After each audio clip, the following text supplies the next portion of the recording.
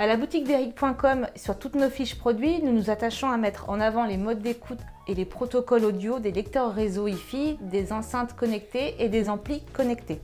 Alors bien entendu, ce n'est pas le seul critère de choix. Un produit Wi-Fi doit être simple à utiliser tous les jours. Vous devez avoir accès à vos sources simplement, mais aussi vous devez garder vos habitudes. Et effectivement, si vous n'avez pas suivi l'évolution de la Wi-Fi, ça peut vite devenir complexe, un vrai petit charabia dans tous les acronymes, tous les noms. On a du BlueOS, du Sonos, du EOS pour les marques. Les protocoles, c'est SMB, UPnP, du Bluetooth dans différentes qualités et protocoles aussi finalement. Donc pour l'écoute de sa musique sur une installation Wi-Fi ou une enceinte connectée, eh bien on a plusieurs choix. Donc c'est justement ces fameux modes d'écoute, ces fameux protocoles qu'il faut comprendre et on vous aide. Alors souvent au téléphone on nous dit j'utilise du Bluetooth, c'est hyper simple à utiliser, mais franchement est-ce que je peux faire mieux ou est-ce que le Bluetooth est de qualité Wi-Fi?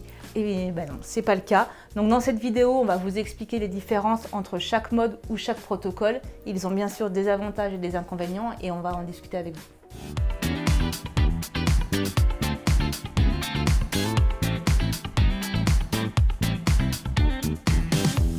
Dans cette vidéo, on parle de mode d'écoute, de protocole audio, mais dans la musique connectée, qu'est-ce que cela représente ou veut dire? Effectivement, dans le monde de la Wi-Fi connectée, que cela soit les lecteurs réseau, que cela soit les streamers, que cela soit encore les amplis connectés et bien entendu les enceintes Wi-Fi par exemple, chaque constructeur, je dirais, il va de ses propres modes d'écoute, ses propres protocoles audio, les plus connus, le Bluetooth, l'AirPlay par exemple. On a Sonos qui a débarqué il y a déjà très longtemps, c'était en 2002, à être une des premières marques à proposer une application dédiée à tout cela. Nous, à la télé d'Eric, on parle régulièrement de BlueOS, de EOS, de Ineos. Donc voilà, c'est tout cela, les modes d'écoute, les protocoles. Et si vous vous intéressez, je dirais aussi aux multimédia, vous avez forcément lu ou entendu parler de protocoles que sont l'UPnP, le DLNA ou encore Roon. On a fait une vidéo tout récemment. Quand on consulte le catalogue sur la boutique d'Eric.com, on voit que sur nos fiches produits, il y a certains modes d'écoute, certains protocoles, certains sont présents, d'autres sont absents et pourquoi? Dès le départ, quand on a créé nos fiches produits, je voulais vraiment qu'on mette en avant ces fameux pictos que vous voyez, qu'on va incruster régulièrement dans toute la vidéo, parce que c'est un vrai choix fait par les marques. Ce sont des positionnements, des avantages. Quand une marque choisit d'embarquer de l'AirPlay ou du Google Cast, elle fait un choix. C'est un positionnement soit de la marque, soit de produits dans les gammes que proposent les marques. On a des choix qui sont liés aux technologies embarquées. Dans toutes les vidéos, dans les tests sur le blog d'Eric.com, on met en avant ces aspects-là. Il y a des accords commerciaux là derrière. Quand vous voulez embarquer de l'AirPlay, vous allez voir Apple, vous frappez à la porte, mais ce n'est pas gratuit, il y a un cahier des charges. Je pense notamment à Roon, on a fait une vidéo cet été. Il y a un vrai cahier des charges à respecter pour être Roon Ready et puis des royalties. Donc on le voit clairement, c'est un choix qui est fait par les constructeurs et qui, à vous, on a vraiment voulu le mettre en avant dans des pictos sur toutes les fiches produits. Alors quand on consulte une fiche produit, par exemple celle des Nodes, donc les Nodes 2025 ou le Node Nano comme on a devant nous, ou tout récemment le nouveau Auralic Vega S1, voire une enceinte comme celle-ci, la Sonos Era 300 de chez Sonos, comment se présentent en fait les protocoles ou les applications? Nous, sur la fiche produit, sur la boutique d'Eric.com, tout de suite, on a le premier picto qui correspond justement à l'application du fabricant. Donc ça, c'est le premier mode d'écoute qu'on conseille fortement. Donc c'est une application gratuite, disponible pour Android, pour iOS, sur les smartphones, sur les tablettes, certains sur ordinateur. Je pense à Sonos et Bluesound qui ont même l'appli informatique là-dessus. Et donc notre téléphone, notre tablette, par ce mode d'écoute, devient une télécommande tactile du lecteur réseau Wi-Fi, donc de son système Wi-Fi finalement. Donc c'est l'appareil, grâce à son lecteur réseau intégré, qui va jouer la musique en toute autonomie et uniquement, on va avoir la télécommande sur les devices dont je parlais, donc smartphone et tablette. Ça donne accès à toutes les sources numériques. Donc là, si vous voulez voir dans le détail et comment fonctionne du EOS, du BlueOS, de l'Auralic, du Ineos, je vous envoie à toutes nos vidéos sur la télé d'Eric qu'on en a fait qui sont très complètes. Ça permet de choisir sa radio internet, les plateformes de streaming. Donc là aussi, il faut faire attention, elles sont toutes ou pas disponibles. Les fichiers audio. Et donc là, on va retrouver ça, mais sur quasiment la totalité des produits de laboutique-d'eric.com avec toutes ces fameuses grandes marques, du Blues, de l'Eversolo, du FiiO, du EOS, du KEF. Donc voilà, ça on le met vraiment en avant et nous on s'attache quand on teste un produit à vous présenter de manière la plus didactique, pédagogique et détaillée ces fameuses applications parce que c'est tout le plaisir de l'utilisation d'une enceinte, d'un ampli connecté, d'un lecteur passe par l'application. Alors quand tu parles d'application dédiée par la marque, ça veut dire que c'est un protocole développé par la marque pour ses propres produits. Donc il y a évidemment des avantages et est-ce qu'il y a aussi des inconvénients à ce que ce soit géré par la propre marque? Comme je le disais, le premier avantage, c'est qu'on a une intégration parfaite entre finalement le pilotage qu'on a sur le smartphone et le lecteur réseau intégré chez Auralic, chez Bluesound ou encore chez Sonos. C'est aussi parfois multimarque, hein. On prend Blues, c'est présent chez NAD, chez Roxane par exemple. Ce sont là aussi la possibilité d'accéder à des fonctions avancées de la musique numérique d'aujourd'hui. Je pense au multiroom, la possibilité de coupler 2 enceintes Wi-Fi pour en faire une paire stéréo. Donc ça passe par l'application Sonos ou Blues par exemple. On va avoir sur des produits comme Eversolo par l'application l'accès au ripage CD et à la personnalisation de ce qu'on a ripé, des fonctions de mirroring, c'est ce qu'on mettait en avant chez Eversolo par exemple. Et puis, on est dans la musique, grâce à ces applications, on va avoir accès à l'équaliseur, au DSP. Donc là, je dirais c'est vraiment la tour de contrôle de notre système Hi-Fi qui est déporté sur des superbes écrans tactiles parce que vous prenez un iPad ou une grande tablette Android, il n'y a rien de mieux pour interagir avec sa collection musicale, ses plateformes de streaming. Alors là, on voit clairement toute la modernité du pilotage d'une enceinte connectée, d'un lecteur réseau, d'un ampli connecté. Mais il y a parfois des petits aléas, en tout cas des choses qui empêchent la bonne utilisation de l'application ou pas? Certaines marques font le choix de développer que sous iOS. Je pense à Auralic où on n'a pas d'application Android. Et chez Watson Audio, elle est annoncée depuis longtemps, mais elle est toujours en version bêta. Donc ça, c'est un critère de choix. Et puis, EOS est malheureusement très connu pour le fait qu'il n'embarque pas dans son application la lecture de Qobuz. Ou encore, un cas très classique, c'est le cas de le dire, c'est Apple Music et Apple Classic qui sont présents en natif que chez Sonos ou alors de manière particulière chez Eversolo ou FiiO. Donc voilà, ça peut être les inconvénients de ces applications. Alors depuis très longtemps, vous nous contactez en nous disant voilà, j'ai mis tous mes fichiers sur une clé USB, sur un disque dur externe et c'est comme cela que je démarre en fait avec la musique dématérialisée. Donc est-ce qu'on peut considérer qu'une clé USB ou un disque dur externe est un protocole ou un mode d'écoute? Assurément, hein, là aussi, on le met en avant sur toutes nos fiches produits, sur laboutique-d'eric.com, le fameux picto avec la clé USB ou le disque externe. Et comme tu l'as dit, beaucoup stockent, et c'est vraiment apprécié, stockent leurs fichiers sur ces supports externes. Donc là, ça va être très simple. Je branche ma clé USB sur mon Node Nano, je branche mon disque SSD sur mon Auralic Vega et j'accède donc directement à toute ma collection de fichiers pour une lecture immédiate. L'avantage, c'est que là, on ne passe pas du tout par le réseau. Alors, il y a des avantages, des inconvénients à pouvoir à stocker en tout cas sa bibliothèque sur une clé USB. Alors, ce mode d'écoute est très intéressant parce que les clés USB et les supports disques durs, on les a déjà. Donc, c'est un coût réduit sur comment archiver ces fichiers. L'inconvénient, c'est que pour ma part, je suis toujours assez frileux sur les clés USB, les disques durs USB. C'est que ce n'est pas toujours très fiable. On a vite fait de perdre. Aujourd'hui, avec des disques de 1 ou 2 Tera, on perd quand même beaucoup de fichiers. Donc moi, je privilégie toujours les supports sur le réseau comme le NAS. Après, par rapport à d'autres solutions, ça va être un mode de lecture qui est un peu lent. Donc je vais le réserver à des petites collections. Pour moi, il ne faut vraiment pas dépasser plutôt les 500 Go et pas aller jusqu'à 1 Tera, ça peut être assez lent. Et puis d'autres personnes ont créé plusieurs disques durs USB où ils ont la collection 1, la collection 2, la collection 3. Ce qu'il faut savoir, c'est dès que je branche le disque dur 2, il va tout réindexer. Et si je reviens sur mon disque dur 1, il le réindexe aussi. Donc ça, c'est les inconvénients de ce mode d'écoute. Nous avons tous à la maison un ordinateur. Donc là, forcément, on se dit, je stocke, je copie, je mets mes fichiers audio sur mon ordinateur, sur ma mémoire interne. Est-ce que je peux utiliser l'ordinateur comme une source?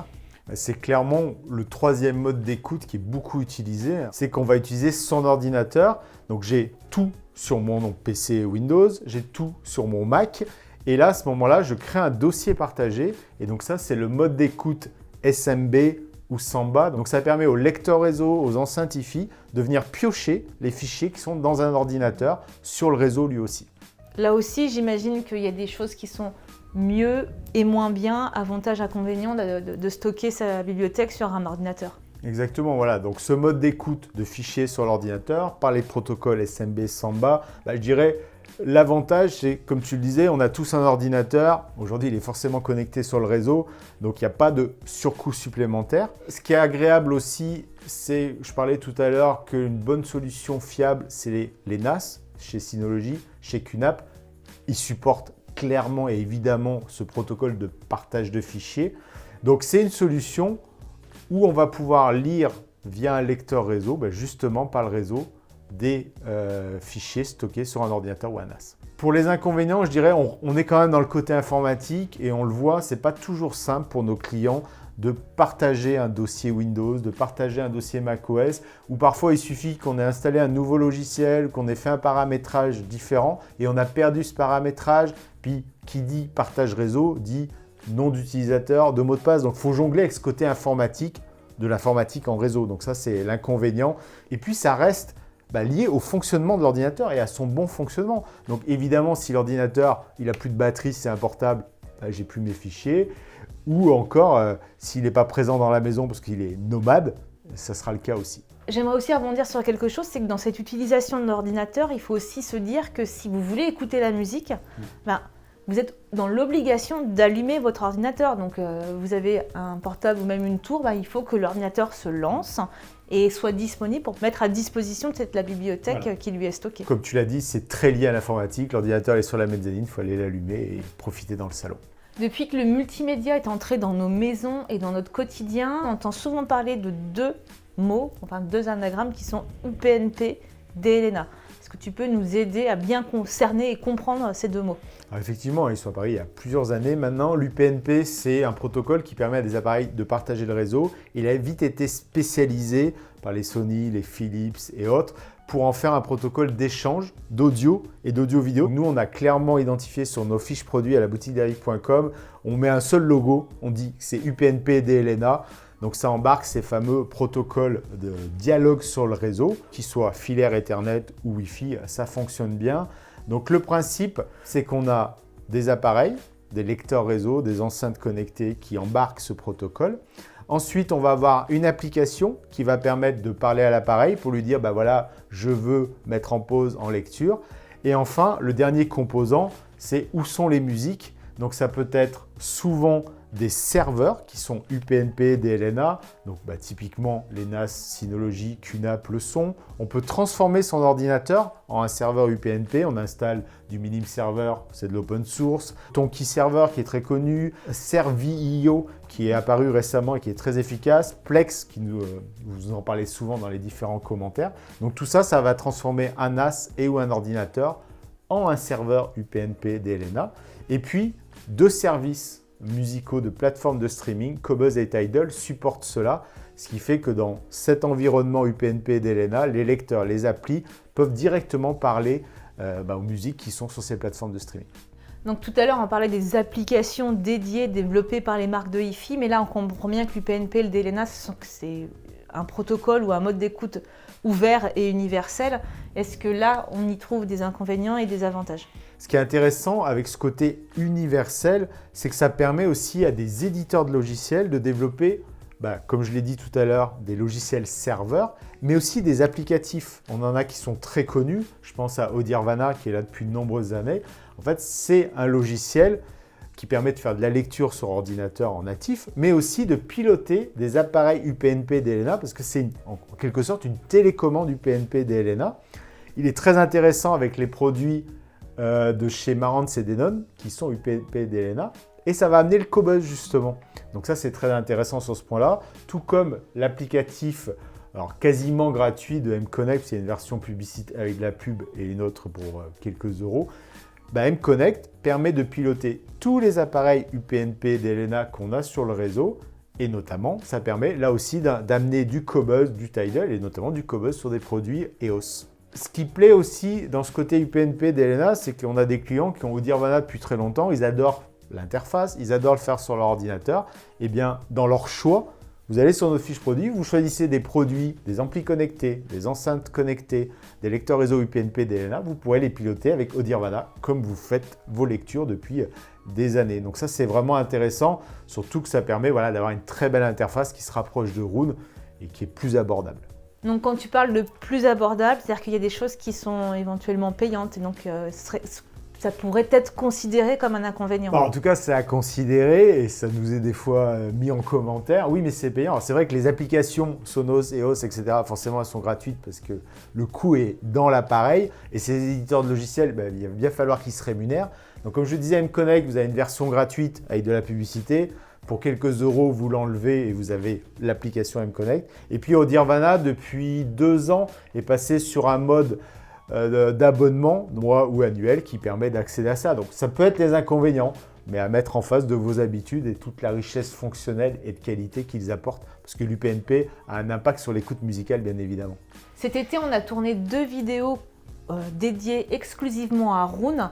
Dans notre catalogue, le logo Roon est clairement stipulé dès qu'un produit est compatible avec l'application Roon. Qu'est-ce que ça sous-entend dans la gamme de produits, le fait de pouvoir accéder à Roon? Quel est l'avantage de Roon? Alors j'en profite justement pour vous inciter, je dirais, à vous abonner, parce que comme vous le voyez, nos vidéos sont souvent très liées. Donc si vous voulez tout savoir sur Roon, vous avez 2 vidéos, et si vous abonnez, vous êtes au courant de chaque nouvelle vidéo qui sort sur la chaîne YouTube. Roon, c'est clairement un mode d'écoute et un protocole qui est endossé par beaucoup de marques aujourd'hui, et surtout quand on monte en gamme, c'est un incontournable. Tout simplement, c'est la Rolls-Royce, comme on le disait dans ces vidéos, des environnements musicaux qui va vous permettre de gérer à la fois des fichiers audio stockés sur un serveur, pourquoi pas sur l'ordinateur, les meilleures plateformes de streaming en qualité que sont Qobuz et Tidal. Et ils ont développé leur propre protocole, c'est le RAAT, de Roon Advanced Audio Transport, qui permet justement à des produits d'endosser, comme tu le disais, cela. Donc je vous invite à aller voir nos vidéos si vous voulez être plus dans le détail sur comment utiliser Roon, comment l'installer et surtout tous les bénéfices qu'il vous apporte, parce que c'est vraiment excellent. Sans refaire nos 2 vidéos, est-ce qu'on peut résumer brièvement quels seront les avantages de disposer de Roon et quels seraient les inconvénients que Roon inclut dans son utilisation? Voilà, quand vous avez Roon, c'est-à-dire que vous devez avoir un serveur et puis l'abonnement lié, en tout cas la licence, ça vient complètement remplacer l'applicatif de la marque ou le protocole UPnP. C'est vraiment le protocole, le mode d'écoute Roon qui est pris en charge. 2 avantages très importants. Une excellente expérience musicale, c'est ce qu'on présente, c'est-à-dire que c'est le Wikipédia de la musique, c'est-à-dire qu'on a énormément d'informations, on peut rebondir sur un album, trouver le guitariste, le compositeur, aller dans toute sa collection musicale. Ça va nous faire plein de suggestions qui sont basées sur nos écoutes, sur nos préférences. Donc, quand on a Qobuz et Tidal avec des millions de pistes audio, là, on en profite vraiment. Donc ça, c'est ce qu'on aime énormément. C'est multimarque, donc là, ça permet d'avoir toujours la même interface pour piloter aussi bien son enceinte Sonos qu'un lecteur très haut de gamme chez Auralic. Et dernier point, ce protocole, comme c'est un protocole aussi d'écoute, de diffusion, il intervient sur la qualité musicale, donc on passe toujours un palier et en plus ça donne accès à des équaliseurs, des DSP très très poussés si on le souhaite par exemple. L'utilisation de Roon, il y a quand même des inconvénients dont on a souvent discuté avec vous au téléphone. Quels sont-ils ? Eh bien effectivement, comme je le disais, Roon, ça s'appuie forcément sur un serveur qu'on doit avoir à la maison. Donc on a fait aussi une vidéo qui présente les serveurs Ineos, qui sont des excellents serveurs Roon. Donc c'est clair qu'il faut s'appuyer sur ce produit-là. Son ordinateur, ça va être pour tester, mais je dirais quand on veut l'utiliser au quotidien et en profiter pleinement, donc il faut acquérir un serveur compatible Roon. Et puis, c'est un logiciel, tout un environnement qui est régulièrement mis à jour. Il y a même les dernières dates de concert, l'actu des chanteurs, etc. Donc, il y a une équipe derrière. Il y a des ingénieurs pour la partie logicielle, donc ça a un coût. On est sur un peu plus de 800 $ pour une licence à vie, mais on peut tester 15 jours et on peut acquérir d'abord avec un abonnement mensuel si on le veut. Alors, quand la musique connectée a débarqué dans nos habitudes et les abonnements de streaming, on a tout de suite découvert Spotify Connect. Donc le mot Connect a une vraie incidence parce que ça fait partie d'un protocole d'écoute bien particulier. On retrouve aussi aujourd'hui Tidal Connect. Donc pourquoi ce mot Connect en réalité ? Alors, on a présenté 2 vidéos, si vous voulez aller plus loin, qui vous expliquent ce que c'est Spotify Connect, les intérêts et comment l'utiliser. Pareil sur Tidal Connect qui lui est plus récent. c'est beaucoup apprécié parce qu'on a nos habitudes dans l'application Spotify, on a nos habitudes dans l'application Tidal, donc on va rester dans l'application. On ne sera pas cette fois-ci dans une application du fabricant de la hi-fi, une fabrication d'un éditeur de logiciel UPnP, d'Elena ou encore de Roon. Donc ça, c'est apprécié pour cela. Eux, ils sont dans un environnement très concurrentiel, donc ils sont assez dans l'innovation, dans des fonctions supplémentaires. Il y a des clips vidéo chez Spotify, il y a les paroles aussi qui défilent. Donc ça, on va pouvoir le conserver quand on est en mode Spotify Connect, Tidal Connect. Alors, tous les produits sont forcément Spotify Connect parce que Spotify impose cela à tous les fabricants de la hi-fi. Donc vous avez un abonnement Spotify, je dirais c'est finalement vous achetez n'importe quel produit connecté, enceinte, lecteur, ampli, vous êtes sûr d'être en mode Spotify Connect. Et concernant Tidal, aujourd'hui il y a les deux modes, donc c'est pour ça qu'on le met bien en avant. On peut le faire soit dans l'applicatif du fabricant, soit en mode Tidal Connect. Comme tu viens de l'évoquer, donc on a fait deux vidéos dédiées pour Spotify Connect et Tidal Connect. On va résumer, faire comme pour Roon tout à l'heure, les avantages et les inconvénients de chacun, quels sont-ils? C'est vrai que le premier avantage, parce qu'on le voit quand les clients veulent aller sur les lecteurs réseau, ils se disent mais il va falloir que j'apprenne à utiliser une nouvelle appli. Là, l'avantage avec Spotify, c'est Spotify Connect que vous êtes abonné depuis 5 ans, vous connaissez par cœur à la voiture avec l'enceinte Bluetooth et donc à la maison avec votre système Wi-Fi en mode Spotify Connect. Donc c'est à l'identique, pareil pour Tidal, vous êtes dans l'application Tidal, au lieu d'écouter sur le smartphone, vous avez une petite icône, alors Tidal c'est en haut à droite, et hop, ça part sur l'enceinte Sonos, sur un produit Auralic par exemple qui est aujourd'hui Tidal Connect. Si on est sur des produits dont on veut utiliser les fonctions avancées, on a quelques inconvénients d'être dans les modes Spotify et Tidal, c'est-à-dire que le côté multi-room, chez Sonos, chez Bluesound ou encore chez EOS, se gère dans l'applicatif de la marque. Je groupe mes enceintes et après je les retrouve en mode Connect chez Spotify et chez Tidal. Donc ça va être ce point-là. Tout comme la gestion de volume sonore, elle sera du groupe en entier. Là où quand on reste dans l'application, je pense à Sonos, à BlueOS, je vais pouvoir régler finement chacune des enceintes. Donc c'est plus appréciable de ce côté-là. Et puis, c'est Spotify, c'est Tidal, donc il n'y a pas de réglage, il n'y a pas d'équaliseur, il n'y a pas de réglage particulier. Donc ce qui fait que quand on est en mode Connect, on va utiliser les deux. L'applicatif de la marque pour ses réglages, ses fonctions avancées, et au quotidien, on lance les lectures dans Spotify, dans l'applicatif, dans l'application Tidal, bien sûr, que ce soit sous Android ou sous iOS, c'est tout pareil. Tout à l'heure dans l'introduction, Eric, on discutait des modes d'écoute les plus populaires. Donc quand on est sous iOS Apple, l'AirPlay en fait évidemment partie. On l'a utilisé tous les jours avec nos appareils iOS, aussi bien avec une Apple TV, un HomePod. Là, comment l'AirPlay se positionne dans les équipements hi-fi?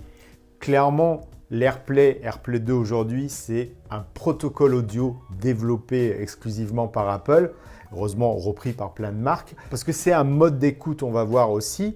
Donc l'AirPlay, derrière, c'est la grosse puissance d'Apple. Donc aujourd'hui, toutes les marques veulent que les gens qui ont l'habitude d'utiliser sur leur iPhone, sur leur iPad, l'AirPlay, puissent l'avoir. Donc on va retrouver de l'AirPlay quasiment tous les produits. Aujourd'hui, c'est quasiment tout le temps de la version 2. Elle a apporté le multi-room et du coup multi-marque. C'est-à-dire que depuis un iPhone, je peux synchroniser une enceinte Bluesound et une enceinte Sonos par exemple.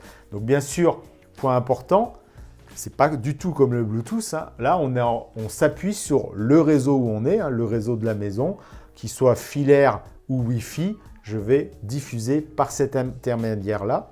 Comment ça fonctionne? Et c'est là que c'est important de le comprendre, pourquoi c'est un mode d'écoute à part entière.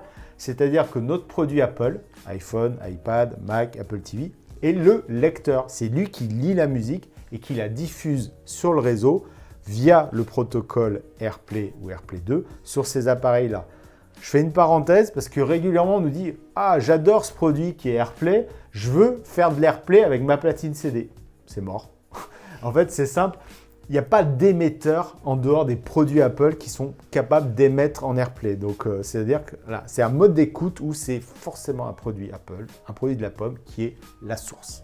Donc, pour l'utilisation de l'AirPlay, on comprend bien que si tu n'as pas de produit iOS, ce n'est pas possible. Donc là, on s'adresse vraiment aux personnes qui ont de l'Apple. Quels sont les avantages et les inconvénients que propose l'AirPlay 2 aujourd'hui? Exactement, hein, c'est iOS ou iPadOS ou macOS. Voilà, on est obligé d'être sur ces appareils-là. Donc c'est très facile quand on a l'habitude de ces produits Apple. Ben, on va pouvoir faire de l'AirPlay aussi facilement que du Bluetooth, donc ça c'est clair.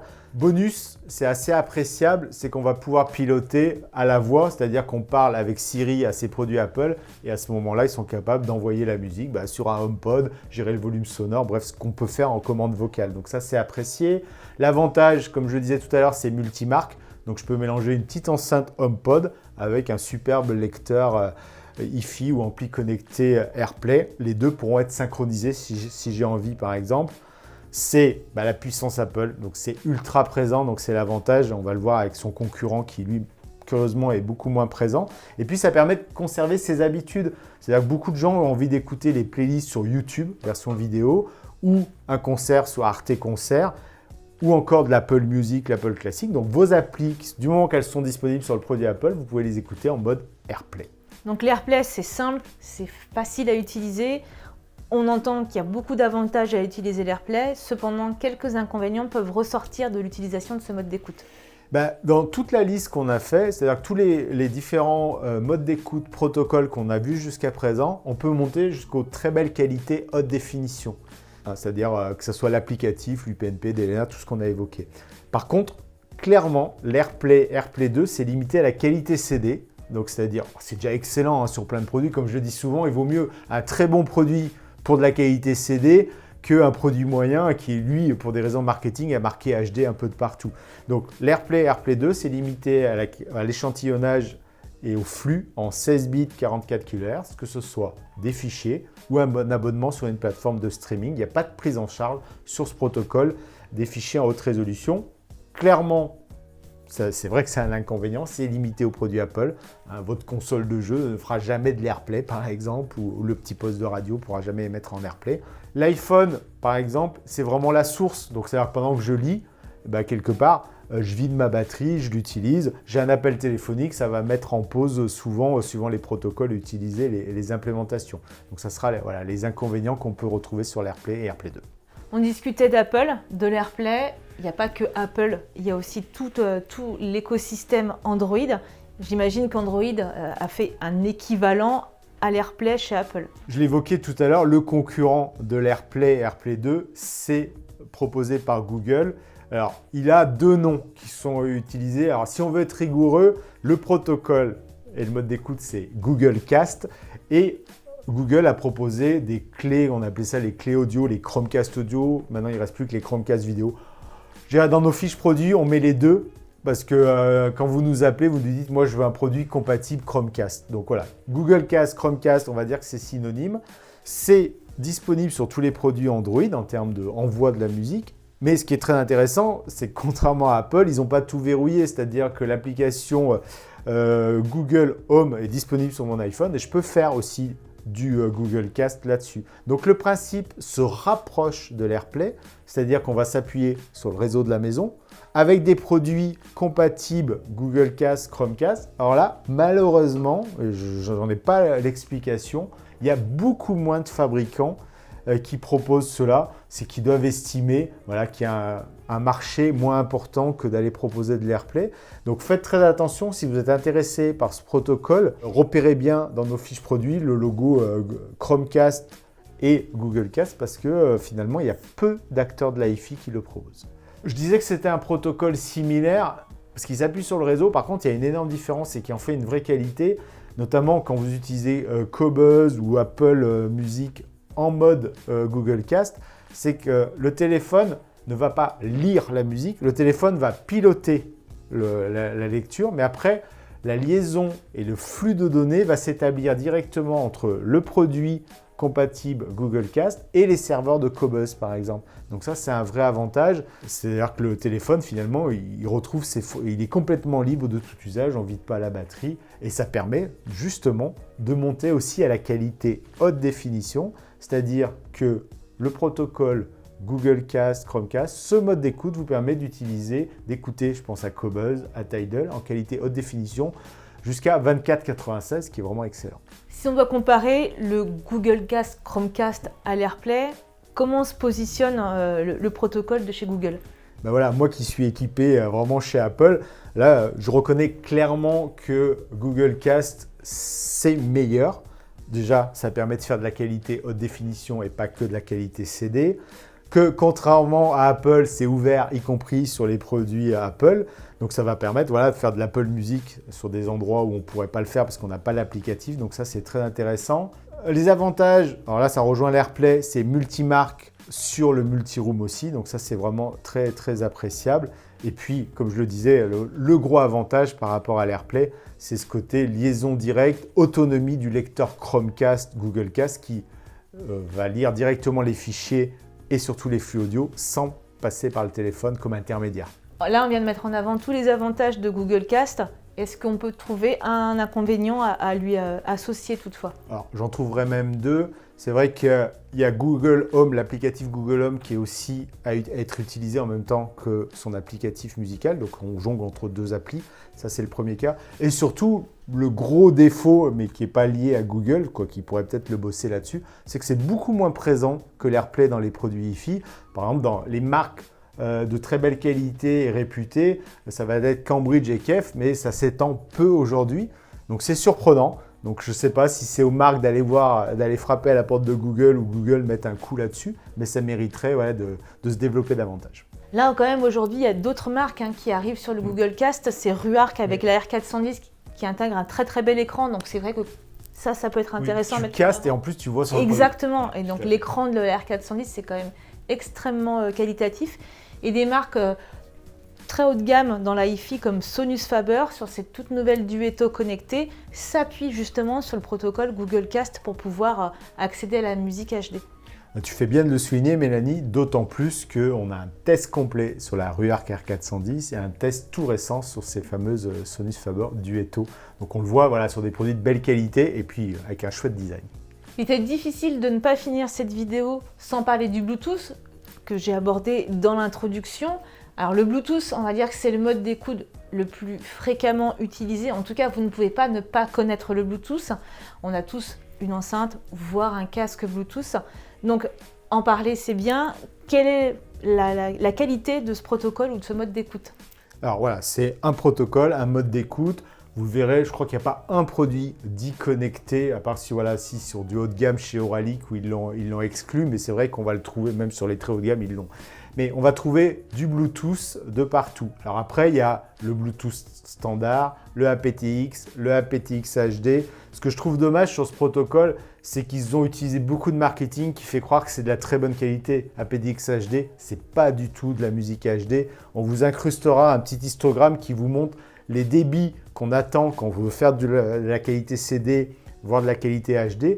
Et la majorité des protocoles Bluetooth sont très très en dessous. Je pense à Apple. Le Bluetooth, il est très standard, c'est-à-dire qu'il est au niveau MP3. Et ce qui est dommage, et c'est un peu ce qui a aussi motivé notre vidéo, c'est qu'il y a beaucoup de clients qui nous disent « Ben voilà, j'ai une belle enceinte de Vialet qui a plein de modes d'écoute, j'écoute en Bluetooth, vous pensez que je pourrais faire autrement et en profiter ?» Assurément. Et effectivement, le Bluetooth, comme tu l'as souligné, est très populaire. Tout le monde sait l'utiliser, même dans sa voiture et autres. Mais ce qui a motivé notre vidéo aussi, c'est que la majorité des produits que vous avez, on ne parle même pas de choisir un nouveau produit, proposent le Bluetooth et plein d'autres protocoles qu'on vient de lister. Donc je dirais maintenant, vous savez que le Bluetooth, ce n'est pas celui à privilégier parce qu'on peut faire bien mieux en termes de qualité sonore que ce que propose ce mode d'écoute.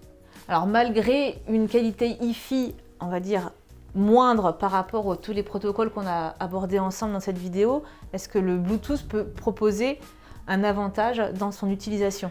Il a ce côté voilà, super pratique que tout le monde sait utiliser. Il n'y a personne quasiment personne a un téléphone ne sait pas envoyer de la musique en Bluetooth. Donc je dirais pour moi, c'est le protocole super pratique que je dirais c'est pour les invités. Vous avez des personnes qui viennent chez vous, la famille, les amis, qui veulent vous faire écouter du YouTube ou leur playlist habituelle qu'ils ont sur leur plateforme. Et votre produit est Bluetooth, ils vont pouvoir l'envoyer. On le voit très bien dans les fêtes, on va avoir de la playlist participative, c'est-à-dire que tout le monde y va de son smartphone et envoie vers le système Hi-Fi sa musique. Donc voilà, c'est ce côté très bien. Après, il y a plein de protocoles, comme on l'a évoqué. Donc je vous invite à aller voir la vidéo qu'on avait fait avec Nicolas, où justement on les liste. Et faites justement attention à ces débits liés au nom, au protocole Bluetooth particulier. Et vous verrez que votre écoute Hi-Fi mérite bien mieux. Sur chaque fiche produit, on a clairement identifié le mode d'écoute, les protocoles qui sont disponibles. On en parle aussi très clairement dans nos tests et dans nos vidéos, comme on vient de le faire avec vous à l'instant. Vous pourrez avoir en fait tous les détails sur l'utilisation de chaque produit et de chaque protocole. Si vous voulez vous rendre compte de cela, vous pouvez aussi nous rencontrer dans le showroom à Écully à côté de Lyon. Et si chez vous, vous possédez déjà un produit et que vous vous posez la question de est-ce que mon produit est compatible ou pas avec tel ou tel protocole, eh bien vous allez sur le produit en question et vous verrez tous ces pictos et tout ce qui est à tester, et vous verrez que sortez du Bluetooth, utilisez des nouveaux protocoles, vous risquez d'être fortement et agréablement surpris de la qualité musicale que vous trouverez. Voilà, je pense qu'on a bien éclairci avec Mélanie les modes d'écoute, les protocoles d'écoute. Vous aurez sûrement d'autres questions aussi, donc n'hésitez pas à nous poser des questions. Et comme disait Mélanie, on a des produits, des fois on se demande si c'est compatible, ce qu'on peut faire, etc. Donc c'est ce qu'on veut vraiment faire avec vous, c'est vous conseiller sur les meilleures associations en fonction de la source, fichier, plateforme de streaming et des appareils, soit pour l'achat, soit, comme tu viens de le dire, pour ce que vous avez déjà. Donc je vous retrouve là-dessus sur les commentaires. Dans le showroom, venez tester, découvrir ces protocoles, ces modes d'écoute. Ça sera avec grand plaisir.